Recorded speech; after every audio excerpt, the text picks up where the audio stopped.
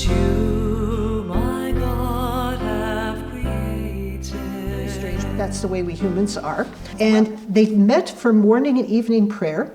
And then if Mass was available, because it wasn't always available in those days, and certainly at the court Beguinages it would be, then they would also celebrate net Mass.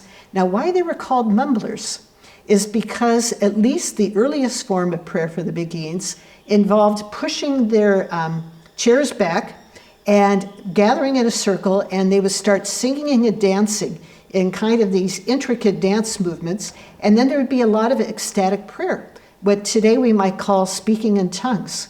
But they had this ecstatic prayer and this dancing and the singing that would go on for quite a while, would settle down, put their chairs back in, start praying the traditional, today we say liturgy of the hours, but whatever psalter they preferred, which would always include the Psalms, but then pray the more traditional office and then go off. Well, people would hear this from the street and say, oh God, they're just in there mumbling their heart away. But it was, for American context anyway, it'd be like the early Shakers or Quakers, and then some of our more fundamentalist evangelical traditions also have this tradition of Pentecostal, I guess we'd say, of praying in ecstatic forms of prayer. It was just how they felt called, and they took very much control over how their worship would be. Mass, of course, would look like Mass of their era, but everything else, and they were great composers of poetry and of hymns, and I'm going to mention a few people. They were not nuns. They had no rule, no set rule across all Beguinages. This is an area where young scholars are currently doing a lot of work as they are chasing down through diverse archives, state archives, trying to find these original rules. It would be like, 6 of us get together here in Glebe, and we decide we feel called to start this ministry, and we've decided, let's say that our primary work will be literacy. We're going to teach people to read and write and do their numbers enough so they can function well in business. And so then we sit down and we say, okay, so we're going to meet in the morning about 6 a.m. for morning prayer, and the Mass down the road at St. Sebastian's is at 11 o'clock on Sunday, so on Sunday we'll gather there, and in the evening let's pray at 6 o'clock, and we'll have a common meal at this time and this time, and of all the woolens or linens that we produce, the faulty stuff is what we'll make our clothes out of, and we'll save the other for selling and making a profit. And they had this thing called the Table of the Holy Ghost, and it really wasn't a table, but it was the fund that they collected. Every Beguine committed a certain amount of money based on what she could earn to put into this pot that they used for feeding children, for caring for these widows, for funding their hospitals and hospices. It was part of their social service ministry that they had. And then there is a certain commonality. You go visit Paris and you say, hey, did you hear what they do on Christmas? This works great. And you're added into your rules. So before you know it, over time, some of the rules start taking on a certain similarity. It's just because, if something works great in your house, then I'm going to take it home and suggest we try that. Beguines were great businesswomen. And that is one of the pieces that historians really, of years past, overlook. And it's because they knew they needed to fund their own ministries. They did not want to be dependent upon a bishop's goodwill or bad will as to whether or not they'd find funding. And really, they couldn't even count on these noble women. They had great supporters up in the Bruges area, in parts of northern Italy. But oftentimes, most of the time, I would say, they were totally dependent on themselves to earn the money to fund the hospitals and the schools that they operated, and of course to support themselves. And so some of them wheeled and dealt in finances, extending lines of credit, doing coin exchange, selling annuities. One even managed to make it onto the bourse at Bruges, which was a major financial center in the 1300s. She was so successful that she had to be allowed on to kind of like the New York Stock Exchange or something. But their primary areas, I think, were in the north, woolens, everything from the raw fleece, carding it and spinning it and weaving it, and polishing, finishing the woolens. And because the guilds in the Low Countries resented how effective and efficient the Beguines were in this area, they ended up buying most of their fleece from England, who shipped it over. They did all of this, and then they sent back to England for sale and good money the finely polished, finished woolens. And then in their own area, they might also have women who come to them because they want fancy new capes and new dresses, and they would, make the dresses for these women. In Paris and in Germany, it was also silk making, from the silkworms all the way to final products. And of course, as a woman of a certain status, you had to have a silk purse with a string around your wrist and a bag underneath that showed that you were a woman of a certain prominence, and had that hanging off your wrist there. And once we had the printing press, in there would most likely be a book. They were these square, boxy things, kind of awkward for my hands to hold now, but it fit into that bag. So one, if they had free time, they could sit at the park and read, but it also said that, again, I'm a woman of a certain status because I've got a book in my bag. But these women, as I said, fed into that market. In the south of southern France and in Italy, it's going to be linen making. And so the faulty wool is what the women wore in the north, and the faulty linen in the south is what they wore and sold the best of their product. So they didn't have a habit, but as would happen with our apostolic sisters, they start wearing the attire of the widow.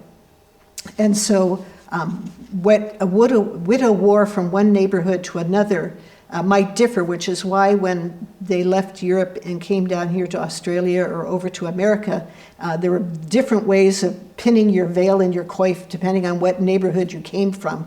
And so even the cover on The Wisdom of the Beguines was probably from Cambrai, which is still in modern day Belgium, was the way that the ladies folded and pinned their veil that showed a certain status. But and then oftentimes then they would have a hooded cape for going out into the colder weather. But the only thing that was distinguishing was that they didn't wear the fancier fabric that they could wear, and it wasn't dyed. So however the wool or the linen turned out is the color that their fabric was, whereas it could be dyed for a woman of a certain class who, I guess there was one color, like a certain shade of blue, that only royalty were allowed to wear, but dyes would then be for women of a certain class.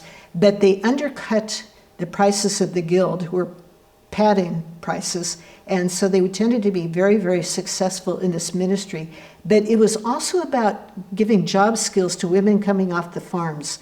Coming off the farms partly because of natural climate change, not what we're facing today, but scholars now tell us that there were a number of volcanic eruptions both in Korea and Indonesia of today that were like nuclear blasts, and 2 and 3 years of the heavy silt going around the planet caused farms to fail, like our Mount St. Helens in the neighborhood I come from. It lasted a few months, but it was nothing like what scholars say happened back in the 12, 13, 1400s, and then something about sunspots. So the uniqueness of climate change today is the fact that it's caused by humans, not by eruptions of volcanoes or anything. For the most part, it is that. The noble women of northern Italy and of the Low Countries knew that when the population was better educated, they made more money, and therefore taxes could be healthier. That's the way they explained it to their husbands and the other men, is your tax base will increase as these people gain access to education. So women coming off the farms, because the farms are failing, the weather is really weird, were in high danger of being trapped in prostitution as the only thing they could do to support themselves. So the Beguines were out looking, and they spread word amongst the housewives.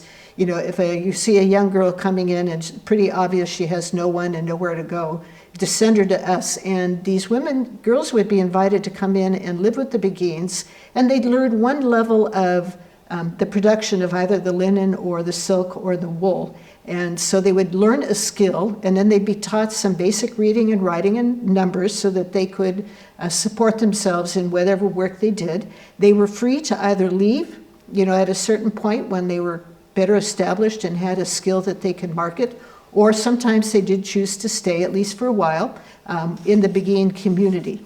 Now, Beguines don't take lifelong vows. That was one of the ways they were distinguished from the Benedictines, who were known as the primitive observance, because it was, amongst other things, it was solemn vows for lifelong. Beguines, the only promise they made, and it was literally a promise, is that while they lived in the Beguinage, they would be chaste celibate. So no poverty. So there were wealthy Beguines and poor Beguines. The obedience really was only a matter of meeting every Friday night with the Beguine community to discuss the business of the coming week and, what are their needs and, any news from anywhere around the continent that might be of interest. They did meet about once a week for sister. We Benedictines would probably say chapter, but it was kind of informal. But the only promise was that of remaining chaste. You could come with your children. It was one way that the church recognized getting rid of a husband you didn't want is to come join a beguinage, and your children are welcome to come along if they want to come or if they're still young. And so it was not unusual to see children within the beguinage, which could be the children of Beguines or it could be orphans. It was not unusual for them to welcome orphans into their midst, or the local neighborhood kids who are coming in for school lessons. And then you were free to leave anytime you wanted or needed to. And it could be want, but in those days you didn't marry for true love. That would be very, very rare. This is the era of the troubadours and all this great love poetry of Iseult and can't remember the other person's name, but all these great stories of passionate love, kind of, the Song of Songs brought up to the 12th century, 13th century, but people really didn't actually get married for love. It was economic or political or both. And so sometimes Beguines felt they needed to leave for a political marriage. Really, it was usually about protecting their adult children to make sure they received their inheritance. But if they felt that they needed to, because they maintained family connections.